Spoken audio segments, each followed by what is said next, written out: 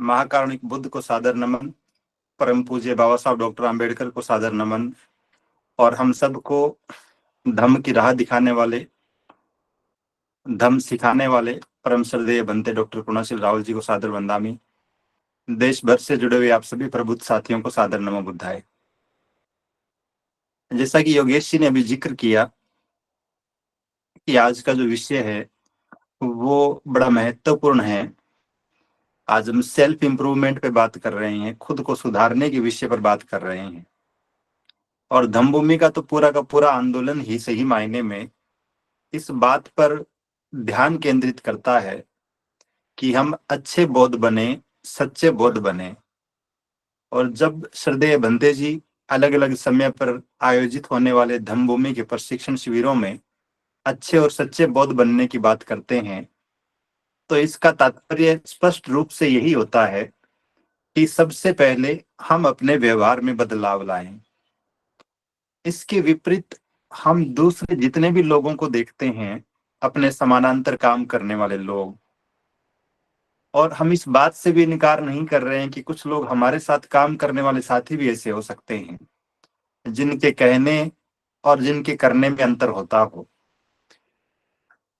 बाबा साहब डॉक्टर आम्बेडकर के नाम पर हर साल बड़े बड़े कार्यक्रम करने वाले साथी, उनके नाम पर उनके विचारों की बात करते हुए समाज को ठीक उसी ढंग से रूपांतरित करने के दावा करने वाले साथी, तमाम तरह के लोगों को हम देखते हैं। लेकिन जो सर्वाधिक विसंगति भरी बात नजर आती है, जो सर्वाधिक बड़ा विरोधाभास नजर आता है, वो ये रहता है कि बहुत सारे लोग, कई दफा मेरे साथ ऐसा हुआ कि कुछ अनजान लोगों ने बहुत ही सम्मान के साथ बाबा साहब डॉक्टर आम्बेडकर जयंती के कार्यक्रमों में मुझे आमंत्रित किया मुख्य वक्ता के रूप में, और मैं बहुत ही उत्सुकता के साथ उन कार्यक्रमों में गया स्पीच देने के लिए।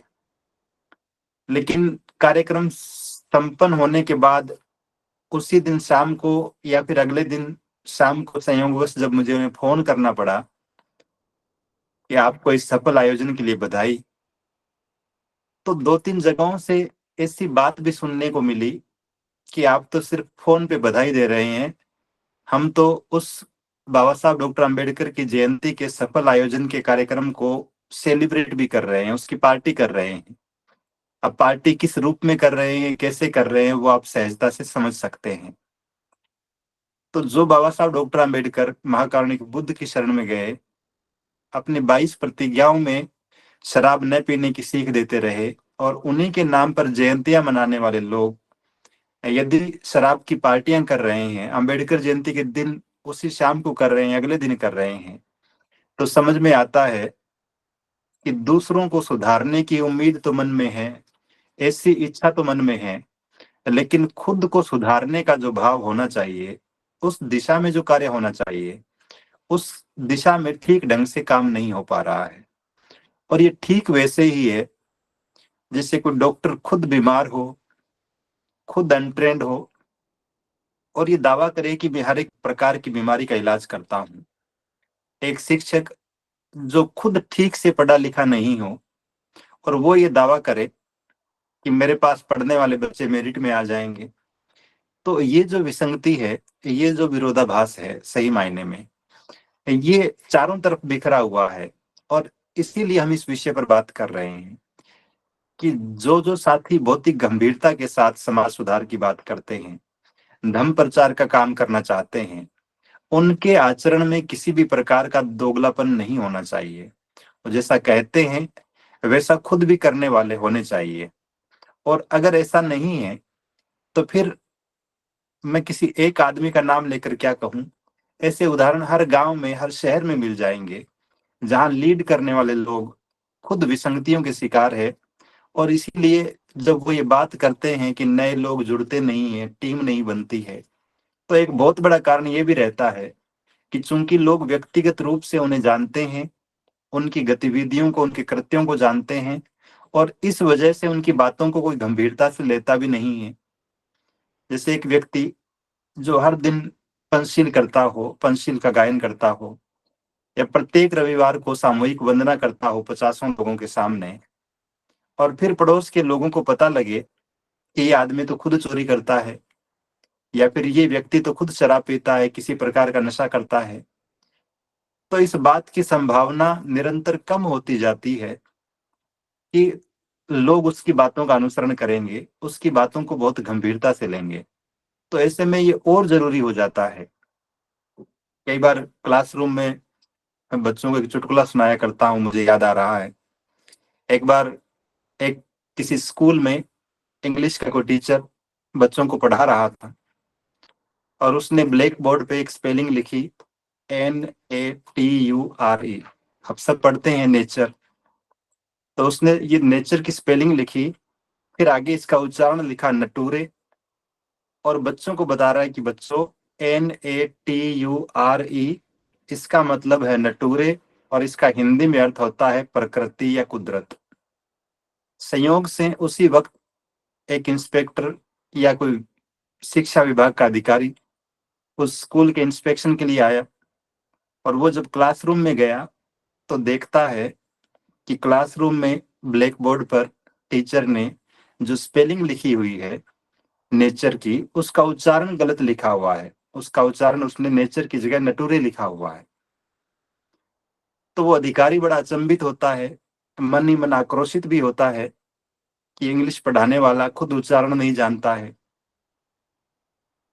तो वो हेडमास्टर के कमरे में जाता है, उसके ऑफिस में जाता है, और वहां शिकायत करता है कि आपने कैसे टीचर को इंग्लिश पढ़ाने के लिए रखा हुआ है, इसको इतना नहीं पता कि शब्दों का उच्चारण कैसे किया जाता है। मैं इसे नोटिस थमाऊंगा, इसके खिलाफ कार्रवाई करूंगा, इसे सस्पेंड करूंगा।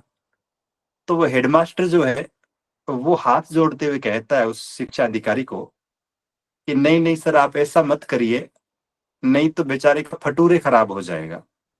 तो वो फ्यूचर को फटूरे बोल रहा था हेडमास्टर खुद। तो ये सारे के सारे लोग यदि ऐसे ही इकट्ठे हो जाए समाज में, जो खुद ही गलत राह पे है, गलत ट्रैक पे है, और फिर ये दावा करने लगे कि हम समाज को सुधार लेंगे, हम समाज में बदलाव लाएंगे, हम समाज में क्रांति कर देंगे, हम समाज को वैसा बना देंगे जैसा बाबा साहब डॉक्टर अंबेडकर चाह रहे थे, लेकिन खुद के व्यवहार में यदि बदलाव नहीं करेंगे, इस बात को और स्पष्टता से यदि हम समझना चाहें, तो जितने लोग इस देश में जय भीम बोलने वाले हैं, यदि वो सारे के सारे लोग बाबा साहब डॉक्टर अंबेडकर के विचारों का अनुसरण करने लग जाएं, जितने लोग अंबेडकर जयंती मनाने वाले हैं वो सारे के सारे बाबा साहब के विचारों का अनुसरण करने लग जाएं, और उनको भी छोड़ दें, यदि हम देश में बाबा साहब डॉक्टर अंबेडकर के नाम पर जितने संगठन बने हुए हैं, महाकारुणिक बुद्ध के नाम पर संगठन बने हुए हैं, धम्म के नाम पर संगठन बने हुए हैं, उन संगठनों के पदाधिकारी, सिर्फ पदाधिकारी, उनके कार्यक्रमों में भाग लेने वाले लोगों की संख्या को छोड़ रहा हूं, अगर वो भी ठीक ढंग से बाबा साहब के विचारों और धम्म की शिक्षाओं का ठीक ढंग से अनुसरण करने लग जाए, तो देश में बौद्ध समाज का निर्माण होने में या फिर बौद्धों की व्यवस्था स्थापित होने में देर नहीं लगेगी। लेकिन चूंकि ये विरोधाभास निरंतर बना हुआ है, समाज को एकता का संदेश देने वाले लोग खुद एक नहीं हो पा रहे हैं, तो ऐसे में इस बात की उम्मीद करना कि बिना खुद को सुधारे हम पूरे समाज को सुधार देंगे, बिना खुद में बदलाव किए हम पूरे समाज में बदलाव ले आएंगे, ये निश्चित रूप से बड़ी खराब चीज प्रतीत होती है। अभी कल की ही एक घटना का जिक्र करूं मैं। इधर राजस्थान में एक भारतीय पुलिस सेवा के बड़े वरिष्ठ अधिकारी हैं, IPS हैं, और वो पिछले काफी समय से देश भर में नहीं तो कम से कम राजस्थान में संभवतः एक मुहिम चला रहे हैं कि धर्म विहीन समाज का निर्माण किया जाए। धर्मों ने समाज का बड़ा बेड़ा गर्क किया है। धर्म समाज के बीच में, देश के लोगों के बीच विभाजन रेखा खींचते हैं। धर्म लोगों को पाखंडी और अंधविश्वासी बनाते हैं। इसलिए उनकी जो कॉन्सेप्ट थी वो ये थी कि हमें विज्ञान पर आधारित वैज्ञानिक सोच वाले समाज का निर्माण करना है, जिसमें किसी भी धर्म के लिए कोई स्थान न हो। संयोग से वो अधिकारी जो हैं वो हमारे ही समाज से आते हैं, एक रिजर्व सोसाइटी से आते हैं, और हमारे ही लोगों के बीच जाकर प्रचार कर रहे हैं इन चीजों का कि हमें धर्म की जरूरत नहीं है। और जब वो धर्म की जरूरत नहीं कह रहे हैं, तब कहते हैं कि बुद्ध और धम्म की जरूरत भी नहीं है। ऐसा उनका दावा, ऐसी उनकी मान्यता। तो कल संयोग से किसी कार्यक्रम में उनसे मिलना हुआ,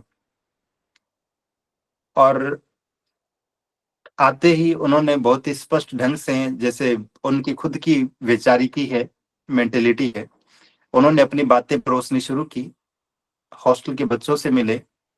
उस हॉस्टल का मैनेजमेंट करने वाली प्रबंधन टीम ने जब उन्हें अपने संगठन का लोगो भेंट करना चाहा, जिसपे महाकारुणिक बुद्ध का चित्र लगा हुआ है, नीचे संगठन का नाम लिखा हुआ है, और एक बाबा साहब डॉक्टर अम्बेडकर की सुंदर सी कोटेशन भी उस पर लिखी हुई है, तो उन्होंने साफ साफ मना कर दिया कि मैं किसी भी धार्मिक प्रतीक वाले किसी भी चिन्ह को स्वीकार नहीं करता हूं सम्मान प्रतीक के रूप में।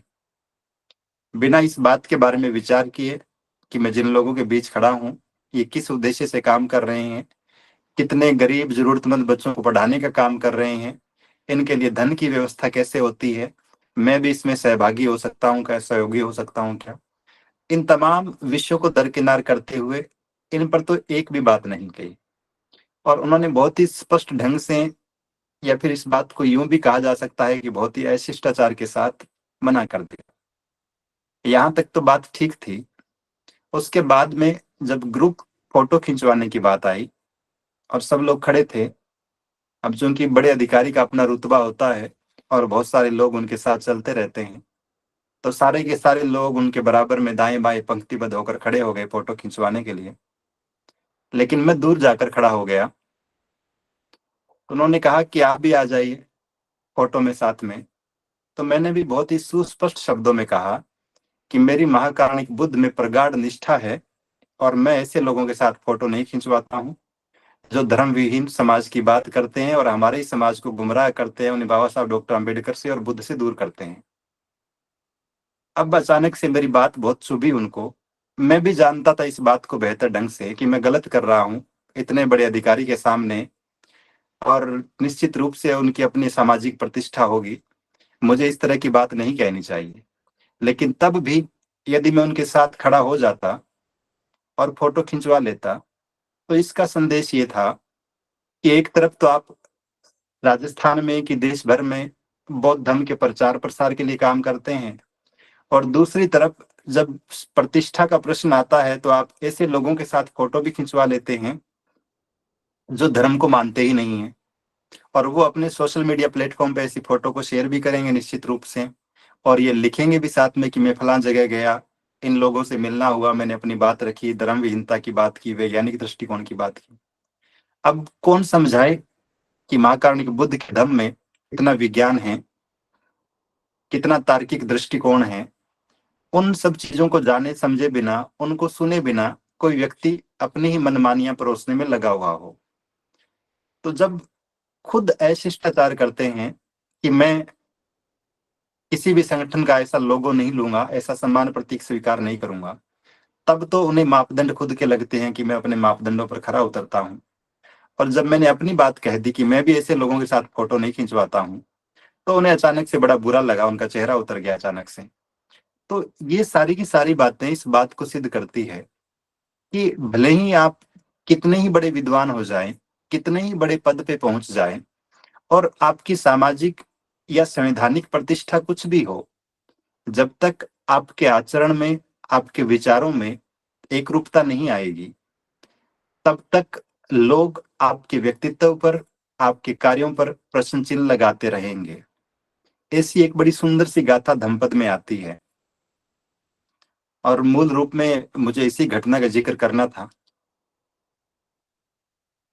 प्राचीन भारत में एक बहुत ही वाक्पटु भिक्षु थे जिनका नाम था उपनंद। वाक्पटु इसलिए कि उनकी देशना इतनी प्रभावशाली रहती थी, उनके बोलने का लहजा इतना सुंदर था, इतना आनंदित करने वाला, मोहित कर देने वाला था कि जो भी सुनता था वो सुनता ही रह जाता था। जब भी वो पंचशील की बात करते थे, घंटों लंबी लंबी देशनाएं दिया करते। अष्टांगिक मार्ग की बात करते हुए उस पर भी बहुत ही प्रभावशाली ढंग से अपने विचार व्यक्त करते, और अक्सर लोगों को शील, समाधि, संतोष की, लालच नहीं करने की, अपनी आवश्यकताओं को न्यूनतम करने के उपदेश लोगों को दिया करते थे, देशना दिया करते थे। तो उन भिक्षु उपनंद का बड़ा प्रभाव था लोगों पर, और लोग बहुत ही श्रद्धा से उन्हें देखते थे कि कितनी आकर्षक और कितनी प्रभावशाली वाणी में तथागत की बातों को जन जन तक पहुंचाने का काम कर रहे हैं। लेकिन इसके साथ साथ व्यक्तिगत रूप से उनका व्यवहार, उनका आचरण अपनी शिक्षाओं के बिल्कुल विपरीत था। दूसरे लोगों को तो उपदेश देते थे कि हमें अनावश्यक धन का संचय नहीं करना चाहिए, धन का लालच नहीं करना चाहिए, आवश्यकताओं को कम से कम रखना चाहिए। लेकिन खुद को जब भी कोई चीवर मिलता था तो खुद इकट्ठे करते रहते थे। दर्जनों चीवर इकट्ठे कर लिए थे, किसी भी जरूरतमंद दूसरे भिक्षु को नहीं देते थे। तो ऐसे में ऐसा ही दौर रहा होगा, समय रहा होगा। वर्षावास का काल था और भिक्षु उपनंद किसी गांव के पास से निकल रहे थे। तो उस गांव में जो विहार बना हुआ था, उस विहार के भिक्षुओं ने, वो भी परिचित थे, जानते थे उन्हें बेहतर ढंग से कि ये अद्भुत और प्रेरक व्यक्तित्व के धनी हैं। तो उन भिक्षुओं ने भिक्षु उपनंद से निवेदन किया कि बनते, इस बार का वर्षावस आप हमारे साथ इसी विहार में बिताएं। तो उपनंद पूछते हैं कि आप लोगों को जब वर्षावास समाप्त होता है तो उपहार में कितने चीवर देते हैं यहाँ के ग्रामीण। तो सब लोग कहते हैं कि हमें यहाँ एक एक चीवर मिलता है। तो उपनंद कहते हैं कि मैं यहाँ नहीं ठहर सकता, मुझे आगे आगे जाना होगा। तो वो उस विहार से निकल पड़ते हैं, लेकिन जाने से पहले अपना जूता उसी विहार में छोड़ देते हैं। उसके बाद में वो किसी दूसरे विहार में जाते हैं। वहां के भिक्षु भी उन्हें बेहतर ढंग से जानते थे, तो वो भी निवेदन करते हैं कि बनते आप यहीं पे ठहरे, यहीं पे रुके, हमारे साथ वर्षावास बिताए। तो उपनंद उनसे पूछते हैं कि भिक्षुओं, आपको वर्षावास समापन के बाद यहाँ के ग्रामीण कितने कितने चीवर उपहार में देते हैं। तो वो सब लोग बताते हैं कि हमें दो दो चीवर उपहार में मिलते हैं। उपनंद कहते हैं कि भिक्षुओं, मैं यहाँ नहीं रुक सकता, मुझे आगे जाना है। लेकिन वो जाने से पहले अपना पानी का जो पात्र था वो वहीं पे छोड़ देते हैं, उसी विहार में छोड़ देते हैं। फिर वो तीसरे विहार में जाते हैं, आगे किसी तीसरे गांव में। और वहां जाने के बाद वहां के भिक्षु भी उनसे निवेदन करते हैं कि बनते आप इस बार वर्षावास हमारे साथ बिताएं। उपनंद फिर उनसे वही सवाल करते हैं कि वर्षावास समापन के बाद आप लोगों को यहाँ के ग्रामीण कितने कितने चीवर भेंट करते हैं, उपहार देते हैं। तो वो कहते हैं कि हमें यहाँ तीन तीन चीवर उपहार में मिलते हैं। तो उपनंद कहते हैं कि भिक्षुओं, मैं आपके साथ नहीं रुक सकता, मुझे और आगे जाना है। लेकिन जाने से पहले वो अपने हाथ में जो छड़ी या डंडा रखते थे उसको उसी विहार में छोड़ जाते हैं। फिर वो चौथे विहार में पहुंचते हैं। वहां के भिक्षु भी निवेदन करते हैं कि बनते इस बार वर्षावास आप हमारे साथ बिताएं। उपनंद उनसे पूछते हैं कि आपको उपहार में कितने चीवर मिलते हैं वर्षावास समापन के बाद। तो वो सारे के सारे भिक्षु कहते हैं कि बनते हमें यहाँ चार चार चीवर उपहार में मिलते हैं। उपनंद कहते हैं कि ठीक है, मैं भी यहीं पे रुकूंगा। कुछ समय वो वहां रुकते हैं। फिर वर्षावास का समापन होता है तो वो उस विहार से चार चीवर लेते हैं। लेकिन फिर बाकी जो पीछे तीन विहार छोड़ आए थे वहां भी जाते हैं, और वहां के भिक्षुओं को कहते हैं कि चूंकि पहले विहार में मैंने जूता छोड़ दिया था अपने प्रतिनिधि के रूप में, दूसरे विहार में मैंने अपना पानी का पात्र छोड़ दिया था अपने प्रतिनिधि के रूप में, और तीसरे विहार में मैंने अपना डंडा छोड़ दिया था प्रतिनिधि के रूप में, तो इन विहारों में जो जो उपहार सामग्री आई है उसका भी एक हिस्सा मुझे मिलना चाहिए। तो इस तरह से वो भिक्षु उपनंद एक बैलगाड़ी भर लेते हैं पूरे के पूरे सामान की, चारों के चारों विहारों से। और फिर उनका खुद का जो विहार था वहां चले जाते हैं, बल्कि वहां की यात्रा शुरू कर देते हैं। अब जब वो अपने विहार की तरफ जा रहे थे तो रास्ते में दो भिक्षु और मिलते हैं। उनमें भी आपस में थोड़ा मन मुटाव था। उन्हें वर्षावास समापन के बाद में एक चीवर मिला था और एक अच्छा सा कंबल मिला था। तो दोनों तय नहीं कर पा रहे थे कि कौन सा भिक्षु चीवर रखेगा और कौन सा भिक्षु कंबल रखेगा। तो वो जैसे ही उपनंद को देखते हैं, उनको जानते थे, बड़े प्रभावित थे उनसे, तो उनसे निवेदन करते हैं कि बनते आप हमारी समस्या का समाधान करें, हम समझ नहीं पा रहे हैं कि कौन सा भिक्षु चीवर रखे और कौन सा भिक्षु कंबल रखे। तो उपनंद कहते कि ये कंबल जो है ये तो मुझे दे दो, और ये वाला चीवर जो है ये आप दोनों ही रखो, ये आप दोनों का है, आप दोनों को सामूहिक रूप से मिला है। तो दोनों भिक्षु आपत्ति करते हैं कि बनते, आप कंबल क्यों ले रहे हैं। तो वो कहते हैं कि मैंने आपका न्याय किया है, आपके झगड़े का निपटारा किया है, उसके शुल्क के रूप में ये कंबल तो मेरा हो गया है। तो वो दोनों के दोनों भिक्षु ठगे हुए से रह जाते हैं, बड़े विचलित होते हैं, और फिर महाकारुणिक बुद्ध के पास जाते हैं और सारी की सारी घटना बताते हैं कि भिक्षु उपनंद जो है वो इस तरह का तो उपदेश देते हैं और इस तरह का व्यवहार करते हैं। तब तथागत कहते हैं, आज का विषय जो हमने रखा है ठीक यही ओरिजिनल लाइन है धम्मपद की गाथा में, कि पहले आप खुद वैसे बने जैसे दूसरों को अनुशासित करना चाहते हैं, जैसे दूसरों को देखना चाहते हैं, तब आपका ठीक ढंग से कल्याण हो सकता है। तो तथागत कहते हैं कि जो लोग अच्छी अच्छी बातें तो करते हैं, अच्छी अच्छी देशनाएं भी देते हैं, लेकिन उसके अनुसार आचरण नहीं करते हैं, तो वे लोग कभी भी सम्मान के पात्र नहीं बन पाते हैं। या तो आलोचना के शिकार होते हैं या हंसी के पात्र बनते हैं, लेकिन लोग उनका सम्मान लंबे समय तक नहीं करते हैं। कुछ समय तक तो हो सकता है कि ऐसे लोग प्रतिष्ठित हो जाएं, उनकी ख्याति हो जाए, लेकिन कुछ समय बाद ऐसा होगा कि ये लोग जो हैं वो अपमान के पात्र बनेंगे, या फिर इनकी कहीं ना कहीं आलोचना होगी। तो मूल रूप में ये प्रसंग भी इस बात को रेखांकित करता है कि हम जब जब दूसरों को उपदेश देने की बात करते हैं, जब भी दूसरों को सुधारने की बात करते हैं, निश्चित रूप से हमारा खुद का व्यवहार उन विचारों के अनुकूल होना ही चाहिए। दो तीन और बड़े अच्छे उदाहरण हमें मिलते हैं बहुजन महापुरुषों को यदि हम देखें। हम महाकारुणिक बुद्ध के पूरे की पूरी जीवन शैली को देखें, उनके व्यक्तित्व को देखें, उनकी जो दिनचर्या थी सुबह उठने से लेकर देर रात को सोने तक, वो सारी की सारी जब भिक्षुओं के लिए नियम बनाए गए तो निश्चित रूप से तथागत उन सारे के सारे नियमों का बहुत ही कड़ाई के साथ खुद पालन कर रहे थे। हम मान्यवर साहब कांशीराम जी को देखते हैं, उन्होंने जो 3 संकल्प लिए, आजीवन उन तीनों संकल्पों को बहुत ही दृढ़ता के साथ निभाया, और उनमें कोई किंतु परंतु नहीं थी। और यही कारण था कि देश भर में पूरे के पूरे पॉलिटिकल सिनेरियो एक तरह से चेंज हो गया, और उन्होंने एक वैकल्पिक राजनीति का नया उदाहरण पूरी दुनिया के सामने रखा। अभी जब मैं बड़ोदरा में था, सामने शिविर में 10 दिन रहने का अवसर मिला श्रद्धेय बंते जी के सानिध्य में, तब भी मैंने नोटिस किया कि सब लोग सुबह 4 बजे उठ रहे थे, श्रद्धेय बंते जी भी 4 बजे उठ रहे थे, लेकिन बाकी जो प्रतिभागी थे, सामने बने हुए साथी थे, उनके लिए अच्छी बात यह थी कि वो 10 या 11 बजे सो रहे थे। 9:30 या 10 बजे औपचारिक रूप से दिन का समापन हो जाता था, और उसके बाद इनको छूट थी कि आप सो सकते हैं। लेकिन मैं इस बात को बराबर देख रहा था कि 11 बजे के बाद जो लोग फ्री होते थे, या फिर वहां की जो लोकल टीम होती थी जो मैनेजमेंट का काम देख रही थी बड़ोदरा में, वो सारे के सारे साथी इकट्ठे होते थे श्रद्धेय बंते जी के कमरे में उनसे डिस्कस करने के लिए। कोई मिलने के लिए आया हो नया व्यक्ति, वो 11 बजे के बाद आ रहा है, और श्रद्धेय बंते जी तो किसी को ये भी नहीं कह पा रहे हैं कि मैं सुबह 4 बजे का जगा हुआ हूँ और अब सोना चाहता हूँ।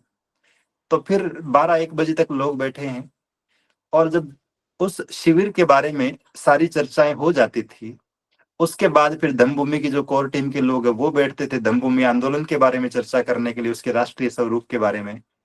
तो रात्रि के 1 बजे तक, 2-2 बजे तक श्रद्धेय बंते जी जाग रहे होते थे, और 4 बजे फिर से उठना होता है।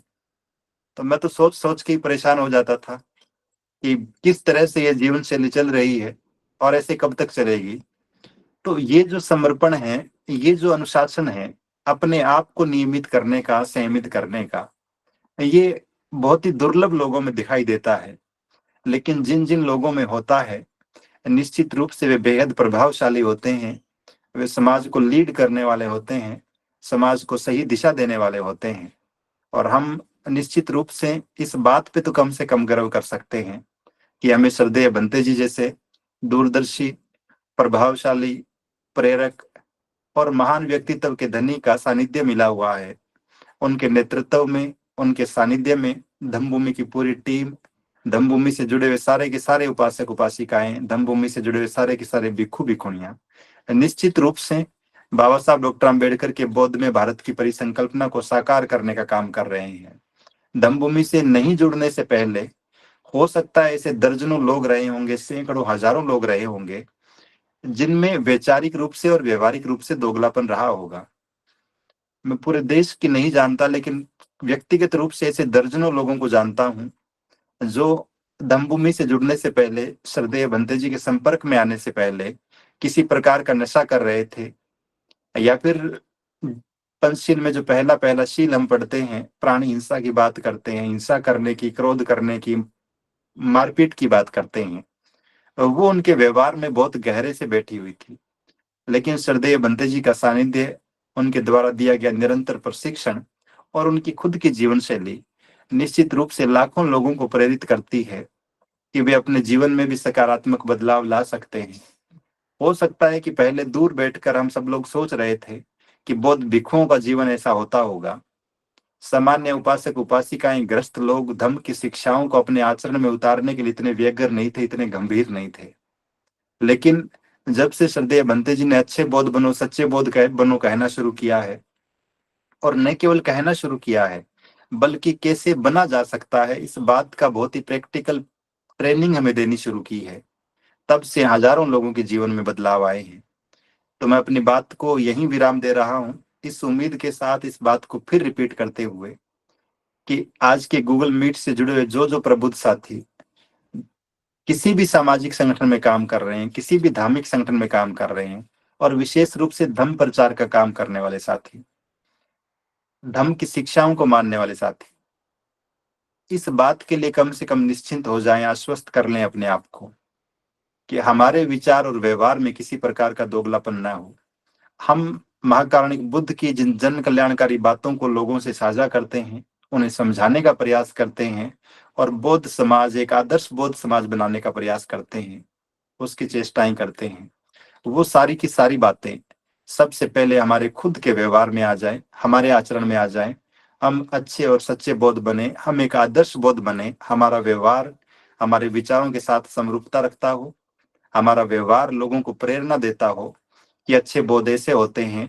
और जिस तरह से भिक्षु अस जी को देखकर सारिपुत्र और मोदगलायन प्रेरित हुए थे, ठीक उसी तरह से हम लोगों के व्यवहार को देखकर दूसरे लोग जो धम्म को संदेह भरी नजरों से देखते हैं, जो बाबा साहब डॉक्टर आम्बेडकर के विचारों पर प्रश्न चिन्ह लगाते हैं, वो सारे के सारे लोग भी हमारे व्यवहारों से प्रेरित होकर, हमारे विचारों से प्रेरित होकर निश्चित रूप से धम्म के इस आंदोलन का हिस्सा बन जाए। ऐसी मंगल कामना के साथ मैं अपनी बात को यहीं विराम दे रहा हूँ।